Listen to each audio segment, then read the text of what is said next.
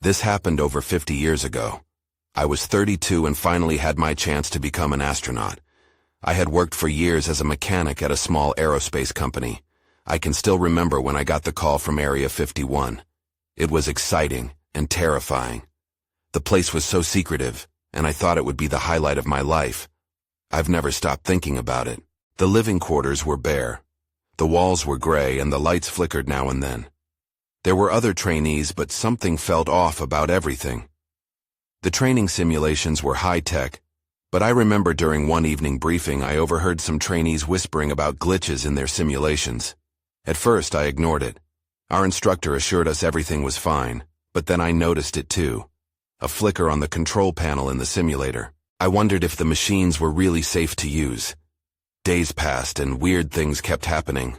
Equipment would stop working for no reason. I thought my mind was playing tricks. I saw shadows in the corners of my eyes. Maybe I didn't sleep enough, or maybe the tension among us was getting to me. But then the whispers began at night when we were on break. One night it was quiet in the barracks. I was trying to sleep. There was a soft hum in the background. My heart raced, and I felt cold. I brushed it off as nerves about the training.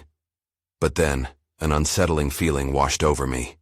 I thought I was alone, but suddenly I heard them. Muffled voices in the hallway outside my room.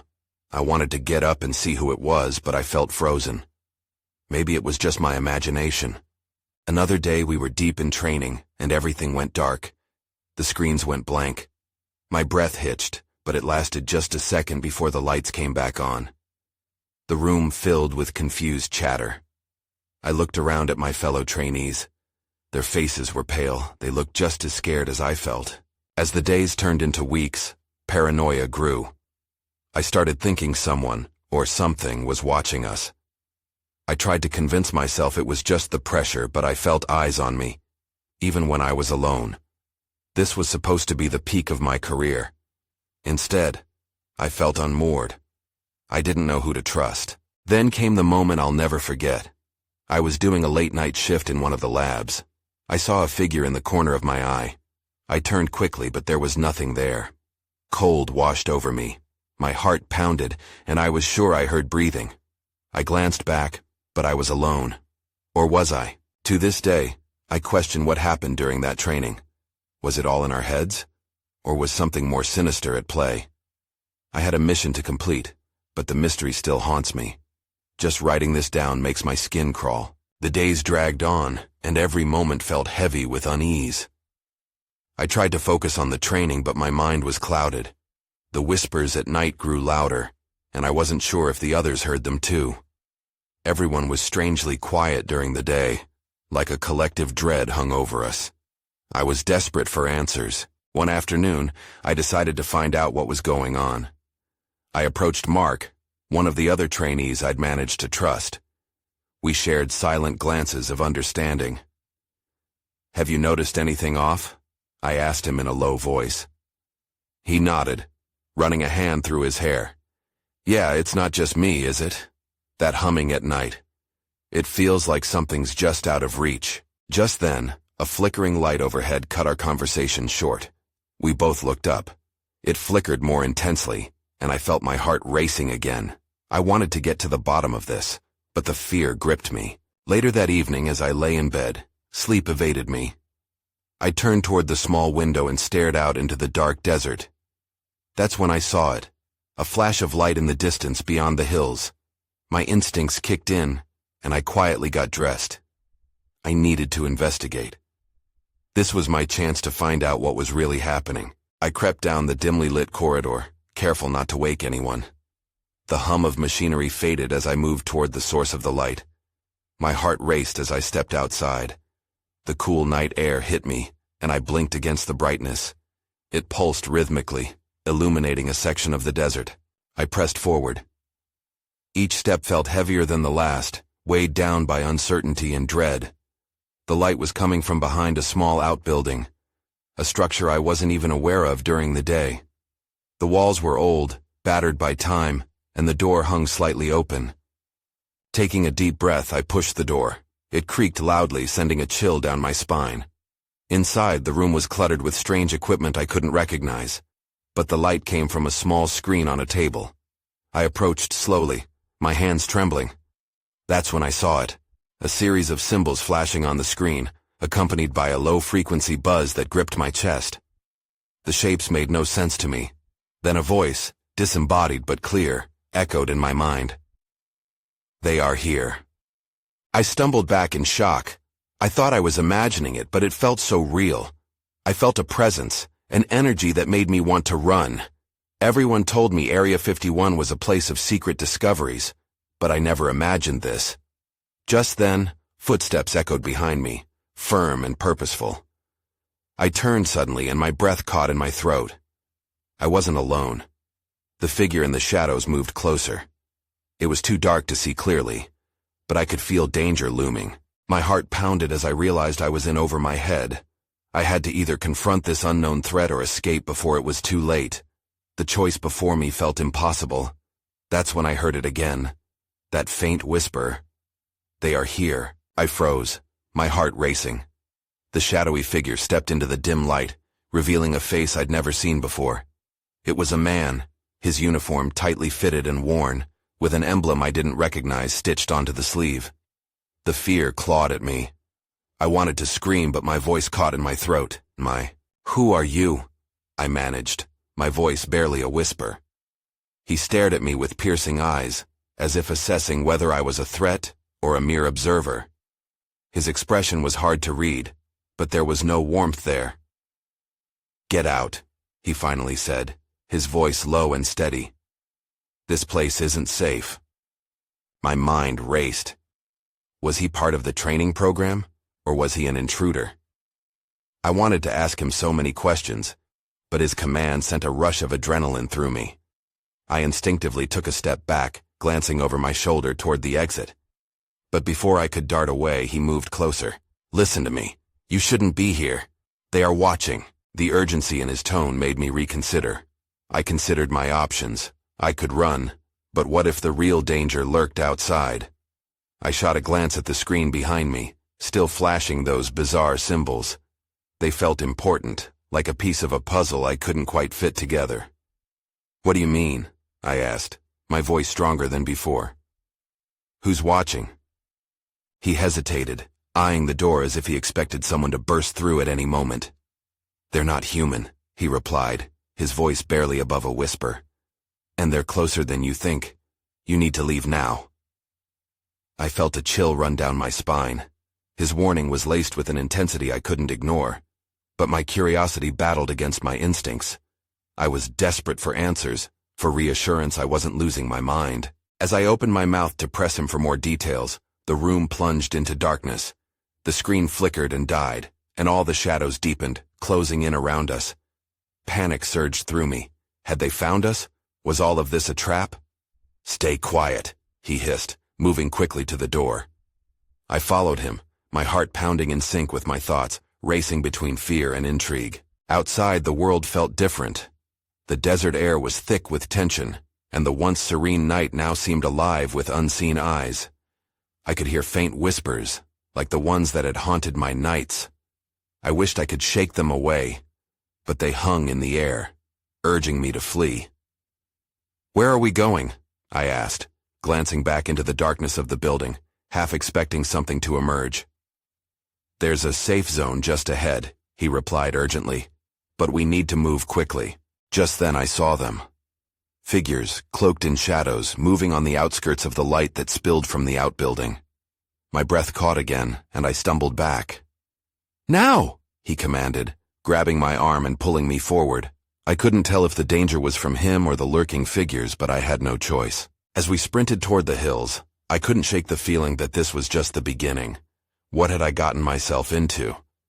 The unanswered questions loomed like an approaching storm, and my heart raced with both fear and anticipation for what lay ahead. We rushed up the incline, my feet scrambling against the rocky terrain. I could hear my heart pounding in my chest, matching the frantic rhythm of my thoughts. Who was that man? Why was he so afraid? And what exactly were those things watching us? Keep moving, he urged, glancing back over his shoulder. The shadows hadn't followed us yet, but I could sense their lingering presence like a weight in the air. We reached a small outcropping just as we heard a noise, an unsettling rustle that sent another jolt of fear through me. I crouched down behind a rock, trying to still my breath. The figure moved closer, just a few feet away now, his eyes scanning the darkness with urgency. "What are they?" I asked, desperate to know what we were up against. "What do they want?" His expression turned grave. "You need to trust me. They observe our every move. I can't explain it all now, but if we stay quiet, we might—" A loud screech interrupted him, a piercing sound that echoed through the canyon, vibrating in my bones. I nearly jumped out of my skin. "We have to go, now," he said, and without hesitation, he grabbed my arm again and pulled me along. I didn't even have time to protest. We sprinted along the rocky slope, dodging loose stones as we moved. I could feel my body betraying me with fatigue, but I pushed onward, driven by fear and the sheer urgency of the unknown. Suddenly, we rounded a corner and came face to face with a vast expanse of dull sand that shimmered eerily under the moonlight. A makeshift camp was set up ahead. Tents fluttered in the wind, and I spotted a few figures wandering about, seemingly unaware of us. "Is this the safe zone?" I asked, puzzled by the sight. It looked like some kind of military operation, but something felt off. "Sort of," he replied, cautiously peeking around the boulders. "But we can't trust anyone here. Not yet." I swallowed hard, the implications of his words sinking in. The tension from the outbuilding hung heavy over us like a storm cloud. If I couldn't trust him, who could I trust? Before I could respond, a bright light cut through the darkness, illuminating the camp. I squinted against the harsh glare and realized it was a searchlight, sweeping across the ground, probing for movement. "Down!" he hissed. We flattened ourselves against the cool earth, adrenaline surging again. I could hear voices nearby, a mixture of hurried whispers and commands that made my skin crawl. Then I saw them. Figures just beyond the light. Their features were indistinct. Masks obscured their faces like a nightmare made real. I felt a cold wave of dread wash over me. These were the things he'd been warning me about. What did they want with us? "Just hold on," he whispered, his voice steady despite the chaos. But I felt the grip of fear tightening around me. As the searchlight continued its relentless scrutiny, I wondered how long we could stay hidden. The darkness was weighing heavy on my heart, and I realized I wasn't just running from something, I was running towards something even more terrifying. That's when we heard it. A low mechanical hum, vibrating the air around us. And then, out of the darkness, a shape began to emerge, something large and incomprehensible. I felt a surge of panic. I gripped the ground beneath me, but in that moment I realized we might not make it out of this alive. I held my breath, heart racing as I squinted at the shape unfolding before us. Whatever it was loomed closer, casting long shadows that flickered across the sand. My skin prickled with unease. "What's happening?" I whispered, trying to keep my voice steady. The man next to me didn't respond. He was too focused, eyes fixed on the emerging figure. The low hum intensified, vibrating through the ground into my bones. I realized it was coming from a massive structure that had seemed hidden until now. It looked like a metallic disc, partially buried in the sand, its surface reflecting the harsh light from the searchlight. "Stay low," he whispered, urgency lacing his tone. I nodded, trying to calm my frantic thoughts. My mind raced. Was this what they'd been watching for? Some kind of alien technology? Figures moved around the perimeter of the circle of light, their movements sharp and robotic. I felt like I was watching a bad science fiction movie unfold. Fear stabbed at me. How could I get out of here? Suddenly, the disc emitted a bright flash, momentarily blinding us. I squeezed my eyes shut, waiting for the chaos to unfold. When I opened them again, the figures had stopped moving. They stood frozen, facing the disc, their bodies rigid. "What are they doing?" I asked, my voice shaking. "Waiting for orders," he said, his eyes narrowing. "We have to get to the far side of the camp, now." Without waiting for my reply, he crouched lower and started to move, a stealthy shadow against the sand. I followed, heart pounding in my chest. Each step felt like a gamble, the air thick with uncertainty. With every breath, I could almost taste the tension. As we approached the edge of the camp, I caught a glimpse of the camp's main tent. It was bigger than the others, reinforced and sealed tight. A sense of foreboding rolled through me. Something significant was happening inside. "Do you think anyone's in there?" I asked, slowing my pace. He glanced at me, eyes filled with resolve. "If they are, we need to find out what they know." Just as we reached the outer limits of the camp, the lights flickered and flickered, almost like a warning. In that instant, a loud siren blared through the air, piercing the quiet with a sound that sent shivers down my spine. "What is that?" I almost screamed. "Run!" he yelled. Panic surged through me as we dashed toward a cluster of rocks a little further away, hoping to find some cover. My thoughts whirled. Were we too late? Had we just stumbled in on something we weren't supposed to see? Then, just as we thought we had found some safety, a figure appeared from behind the rocks we were heading toward. A masked face turned toward us, its black eyes gleaming in the moonlight. I froze, the world narrowing down to the immediate threat before me.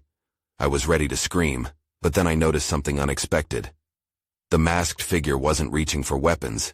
Instead, it raised a hand, signaling us to stop. I felt my breath hitch. Who were they? And why were they stopping us? Part of me was ready to run again, but another part wanted to know if they could lead us to safety. But before I could decide, the camp erupted in chaos. The figures had all turned towards us, and I knew we were caught in something much bigger than either of us had imagined. I held my breath, heart racing as the masked figure took a step closer. My instincts screamed at me to run, but curiosity pulled at me. Who were they? Before I could think, the figure leaned in, eyes locked onto mine. "Follow me," they urged, the voice surprisingly calm, almost soothing against the chaos behind us. I glanced back at the camp. Flashing lights whirled, and shouts echoed in the distance. The man next to me hesitated but then nodded. His expression shifted from fear to a determination that caught me off guard. "We should go," he said, and without another word, we followed the figure. We dashed across the rocky terrain, the sound of our footsteps drowned out by the sirens wailing behind us. I kept glancing back, half expecting to see the robotic figures chasing us. But they remained transfixed, still and silent around the odd metallic disc. I felt a strange mix of relief and dread. The figure led us to a narrow crevice in the rocks. I squeezed through first, heart pounding in my ears. Once inside, the surroundings changed. The air felt cooler, and the noise from the camp faded. We emerged into a hidden alcove, barely large enough for all three of us. Shadows cloaked everything, creating a sense of safety but also unease. "What is this place?" I whispered, trying to catch my breath. The masked figure dropped their hood, revealing a young woman with wild curly hair. A safe spot, for now. Her eyes darted nervously to the entrance. "They can't follow us here." "Who are they?" I pressed, still shaking. "They're coming for something. Something they shouldn't have." Her voice was heavy with urgency, laced with fear. "And we need to stop them." "Stop them?" I echoed, a mix of confusion and dread settling in. "How?" She pulled out a small device from inside her coat. It looked like a battered old radio. "This can track their signals. If we can just intercept it, we might understand what they plan to do next." The man beside me leaned closer, excitement illuminating his features. "We need to find a way to get it to work. If we can figure out what's happening, maybe we can stop this before it escalates." I felt a rush of adrenaline. I hadn't signed up for this, but there was no turning back. "Let's do it," I said, surprising myself with my own declaration. But as we began to work on the device, the ground trembled slightly beneath us. My eyes widened. "What's happening?" The woman's expression darkened. "They're not far. We need to hurry." Just then, the shrill sound of the siren blared again, and a heavy thud echoed from outside. It felt like a warning. I shivered, the unsettling realization setting in. Whatever was happening in that camp, it was only going to get worse. I glanced at the woman. "What do we do now?" "That's when I saw it," she said, eyes narrowing. A flash of light blazed from the entrance, forcing me to shield my eyes. I could almost hear the heartbeat of danger looming just outside, and I knew time was running out. As the light faded, I blinked multiple times to clear my vision. The woman was fidgeting with the device, furiously turning dials and pressing buttons. I had no idea what she was doing, but the thudding outside grew louder, sending chills racing down my spine. "We need to get this working now," she exclaimed, her hands trembling as she worked. The man and I exchanged anxious glances, the pressure escalating. I could feel sweat pooling at my temples. I stepped closer to her. "What do we need to do?" "I need to connect it to a power source, but I don't know if it'll work in here," she replied, glancing nervously back at the entrance. "The signal might be too strong." Suddenly, the ground shook again, this time more violently. I stumbled, catching myself against the rock wall. The sound of metal scraping echoed from outside, followed by a series of clicks and whirs that sent my heart racing. "What was that?" I whispered, terror creeping into my voice. The woman froze, her fingers hovering above the device. "If they're using that machinery, they might be able to breach the crevice. We have to hurry." "Can I help?" the man asked, his eyes wide. "Just hold the device steady," she instructed, her intensity climbing. "If we can get it charged, we might at least get some information about their plans." I leaned in, trying to get a glimpse of what she was doing. Her focused expression gave me a strange sense of hope, but I could feel the dread in the pit of my stomach. The thuds were relentless now, and I knew we didn't have much time left. An eerie silence overtook the alcove for a brief moment, causing my pulse to quicken. That's when I noticed it, a faint glow appearing from the entrance.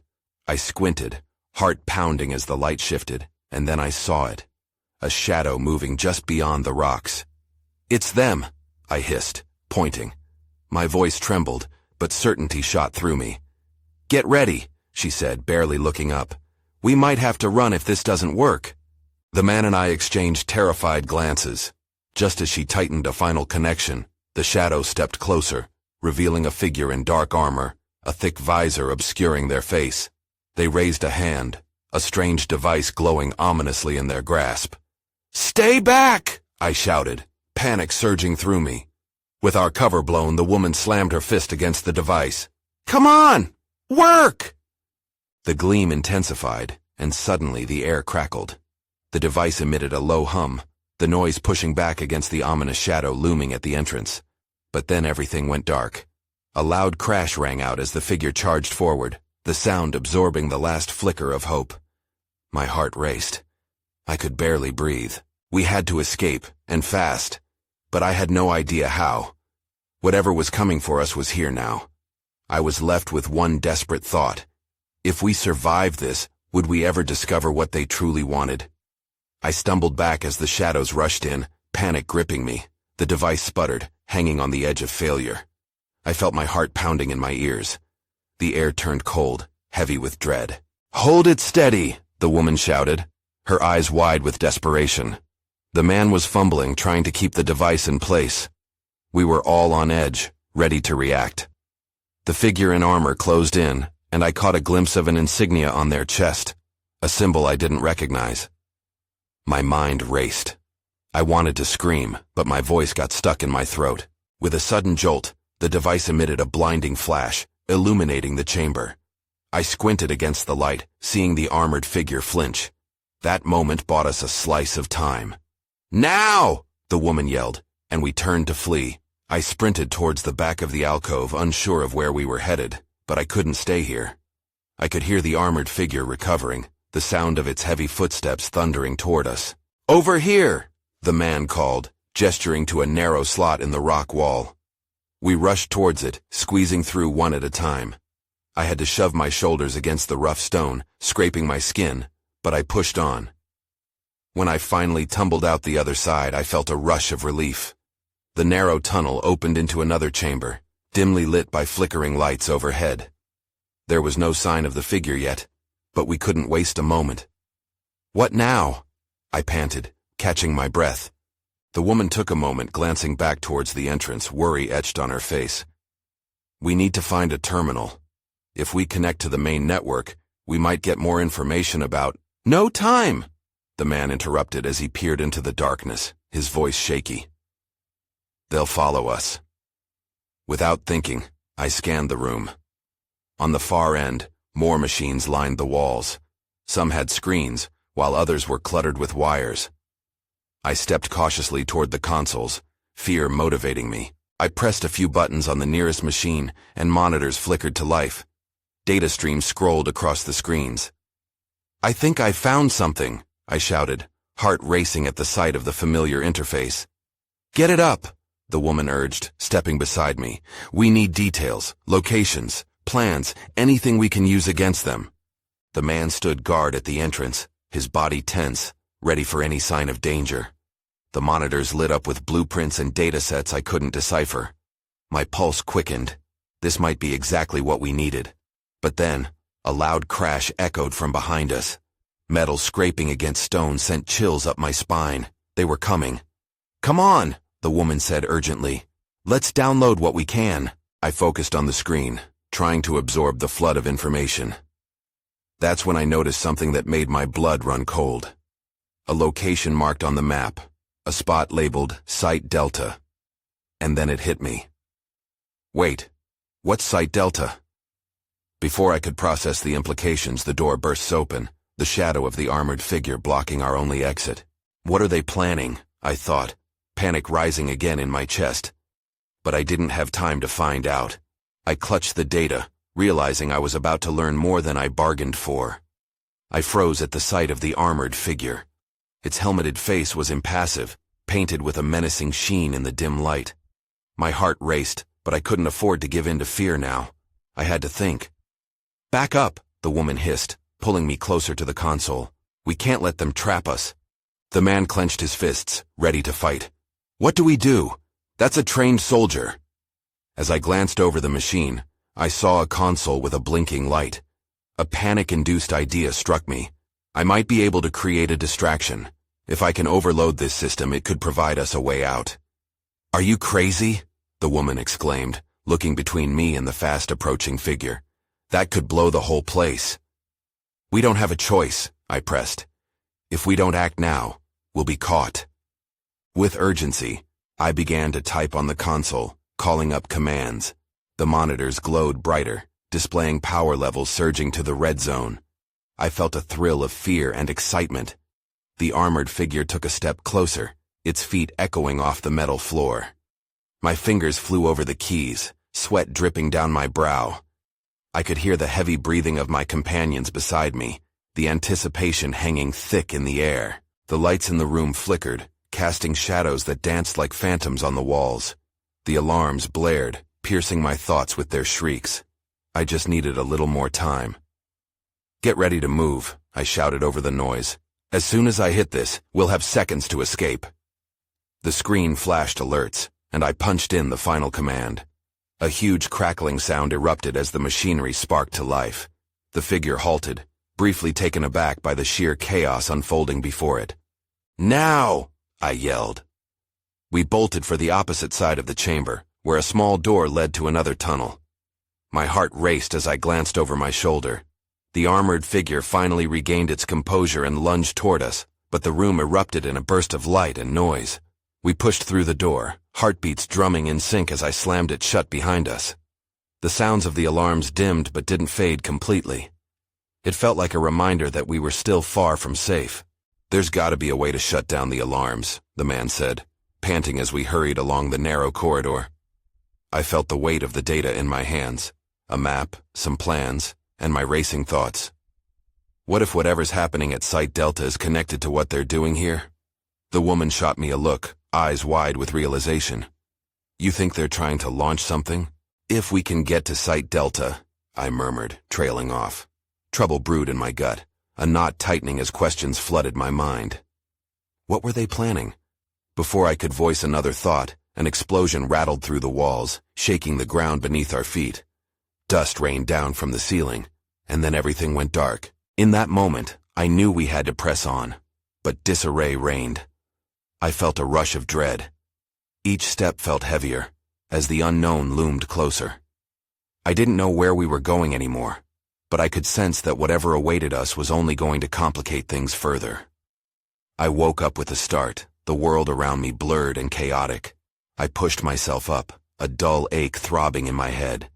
Panic surged as I recalled the explosion in our desperate flight. Had we made it? My eyes adjusted to the dim light. I was alone in a small, cramped room lined with metal walls, flickering overhead lights casting eerie shadows. There was no sign of the woman or the man. "Hello?" I called out, but my voice echoed back in silence, thick with uncertainty. I staggered to my feet, disoriented but compelled to move.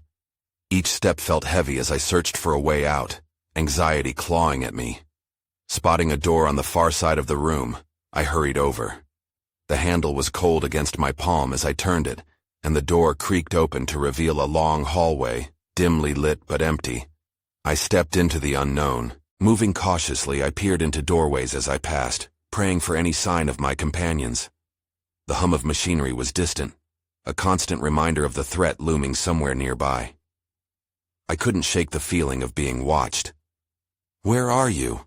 I whispered, half hoping my voice might bring them back from wherever they'd disappeared. I glanced down at my hands, clutching the data we'd uncovered. Whatever information was stored within still felt precarious, like a ticking time bomb. As I turned a corner, I heard a faint noise. Voices. Hope ignited within me, and I made my way towards the sound. The hallway straightened out, and I heard muffled voices just beyond a thick door at the end. I pressed my ear against the cool metal and strained to listen. "Moving too quickly. We can't compromise the operation," a sharp voice echoed. "What if they've already accessed the system?" Another voice replied, low and urgent. I felt a chill run down my spine. They were discussing us. My heart raced as I realized we might be running out of time. Taking a deep breath, I pushed the door open slowly. Inside the room, I found myself surrounded by a group of figures in lab coats, huddled around a central console. Their faces were intense and worried, all unaware of my presence. "What do you mean the launch is scheduled?" one of them shouted, turning to the others. "We need to delay until we know for sure." "Sir, they're too far in. We can't cancel now," a woman replied. A mix of panic and determination fueled my courage. I stepped into the room, my presence finally breaking through their conversation.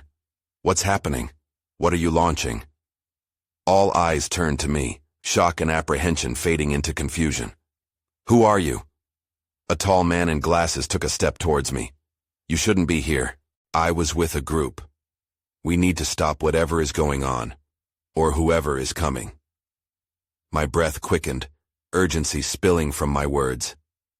The exchanges among them grew heated, but deep down, I felt an unsettling connection. Everyone in that room knew something. "We can't trust her," one of them said, but the woman from before stepped forward, her eyes wide with recognition. "She might know something. She was in the field when—" "Enough!" The tall man cut her off. "This isn't the time for—" The ground shook again, this time more violently. The lights flickered and alarms began to blare, echoing down the corridors. I felt the dread creeping back. "What's happening?" I yelled above the noise. "They may have found us," the woman admitted, fear etching her face. "We may have to abandon our positions." I felt heat rising in my chest. "You can't just run. You have to tell me about Site Delta. Whatever's there might be the key to stopping this." Before they could respond, footsteps thundered in the hallway outside, rapid and heavy. "We don't have time." The man in charge grabbed my arm, pulling me to a back exit. "Follow us, and we'll explain everything on the way." I hesitated for a brief moment, glancing back at the console that could hold answers to everything. Did I truly want to black out that knowledge? But before my options could fully clarify, the door burst open, and silhouetted figures in dark uniforms flooded into the room. "Go!" the woman cried, shoving me forward as she reached for some equipment on the table. We ducked through the back door just as gunfire erupted behind us. I bolted down the narrow corridor, the adrenaline propelling me forward. With every thud of heavy boots behind us, urgency fueled our steps. The tall man and the woman led me through multiple turns until we reached a loading bay. The commotion ahead drowned out the sound of our breathing as we crashed through a set of double doors. There, I saw it. A vast open space with vehicles and strange technology scattered around, distorted shapes looming in the shadows. My heart sank as I realized it was a launch pad. "No!" I gasped, stepping along a clear path surrounded by towering machines. "This is where they're launching. It can't be happening." "They're close!" the man shouted, pulling me to a side wall. "We need to stop them!" The urgency ignited, and in that moment, I understood. Whatever they were launching was far greater than I'd assumed. The stakes heightened as the chaos behind us echoed closer. As the woman pressed buttons on a nearby console, I caught glimpses of our fate on the screens, multiple launch schedules with coordinates targeting locations that felt all too familiar. If they succeeded, everything I'd known could vanish in an instant. "Where is Site Delta?" I shouted, trying to control the urgency building inside me. "The information is here," she shouted back, a wealth of determination on her face, "but we need the launch codes to override the system." "Then let's get them," I said, and together we pressed forward, dodging the shadows that danced just out of reach. We were at the heart of a conspiracy far beyond our understanding, teetering on the edge of a precipice. The burden of what we found weighed heavily on me as I raced alongside newfound allies. But the chilling questions remained. Who were they? And what was really happening beneath the surface of Area 51? Were we too late to change the course of our reality, or was hope still buried in the chaos? In the uncertain dance between resolution and unanswered questions, the only certainty I had was that we had a fight ahead. As I braced myself against the impending darkness, deep down, I knew this was only the beginning.